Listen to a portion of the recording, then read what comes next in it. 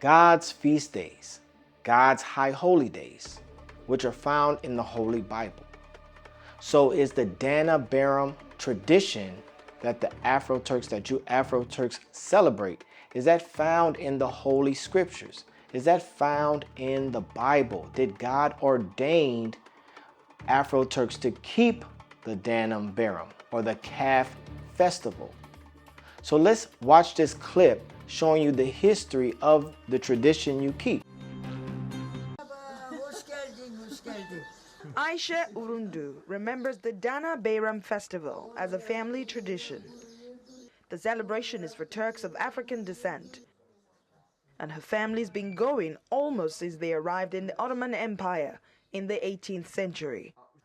They were brought as slaves, but Aisha says the event today makes her community feel free and welcome.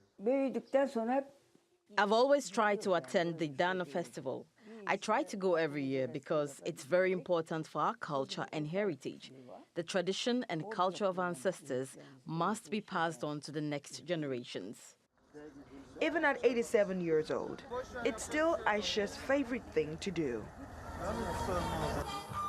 The festival dates back to the 16th century and includes the slaughtering of cows and a celebration of African culture.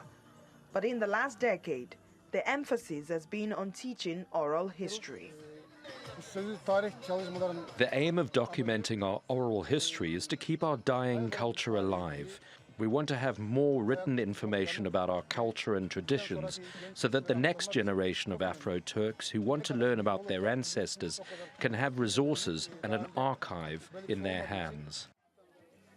The festival ends with a feast. At least 20,000 Turks of African descent live in Turkey, according to the chairman of Afro-Turk Solidarity Association. Many of them are in Izmir and other cities on the Asian coast. The Dana-Baram festival brings them together every year to protect and preserve their African culture. But the challenge remains how to engage the younger generation, because most of them have moved to bigger cities. As young Afro-Turks, we want to keep this going somehow. We're very happy to celebrate this Dana Bayram and want to pass on the tradition to more generations by developing and preserving it and celebrating with our children in the future. The community is determined to keep the festival alive as a platform where African history in Turkey is retold. So with that video clip, it showed you that the Dana-Baram, the calf festival, is it commemorates African roots. So Turkish, Afro-Turks, you was brought to Turkey through the Ottoman Empire through slavery. God said to the children of Israel that his people will go, he will send them into slavery because of disobeying God's laws. But you Afro-Turks are trying to find your heritage, trying to connect your roots to Africa. So where are your roots? Your roots are found in the scriptures. You are the children of Israel. So we will read in the scriptures that the Afro-Turks, you Black Turks in Izmir, Turkey, you lost your heritage. It was stopped. It was discontinued. God said that will happen to the children of Israel. So let's read that in the Bible, that you will lose your heritage. Jeremiah chapter 17 and verse 4, and thou, even thyself, shall discontinue from thine heritage that I gave thee. So God said, you will lose your heritage. It will stop. It will be no longer. And you lost your heritage. You don't know that you had lost your traditions, and that's why you keep the Dana-Baram tradition. And I will cause thee to serve thine enemies in the land which thou knowest not, for you have kindled a fire in my anger which shall burn forever. So us going away from God's commandments, going away from God's festival days of feast days, and keeping Dana-Baram tradition, that is making God angry, and he has a fire against us. That's why he sent Afro-Turks to Turkey or to Izmir as slaves during the Ottoman Empire. So let's read, what are God's high holy days or God's festival days? So let's read Leviticus chapter 23 and verse 1. And the Lord spake unto Moses, saying, speak unto the children of Israel, Afro-Turks, and say unto them concerning the feast of the Lord, which you shall proclaim to be holy convocation, even these are my feasts. So these are supposed to be proclaimed and supposed to be the feast of the Lord, not the Danum Barum tradition. 6 days shall work be done, but the 7th day is a Sabbath of rest and holy convocation. Ye shall do no work therein. It is the Sabbath of the Lord in all your dwellings. So one of God's feast days that the Afro Turks should be keeping is the Sabbath day, which happens 52 times a year. So that's much more celebrations than the Danum Barum festival or the calf festival.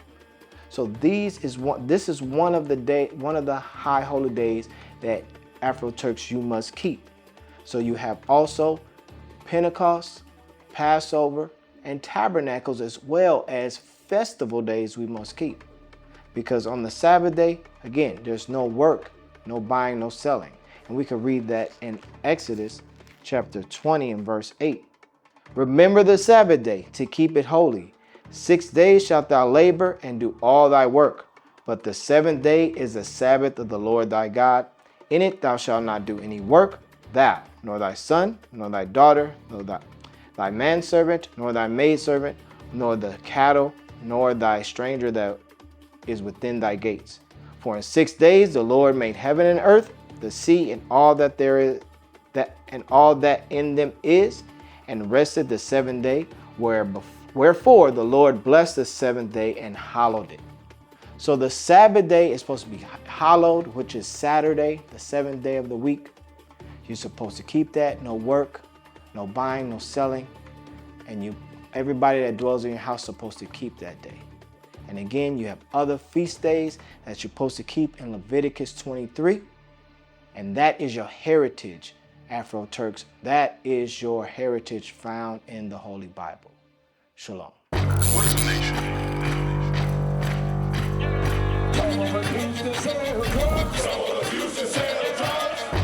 Nation is men leading by example.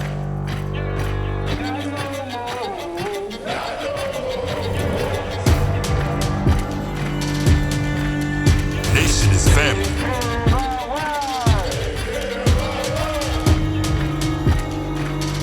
Nation is community. Nation is children with role models.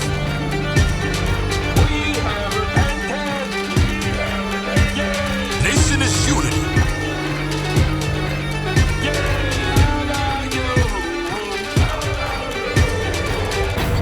Nation is you.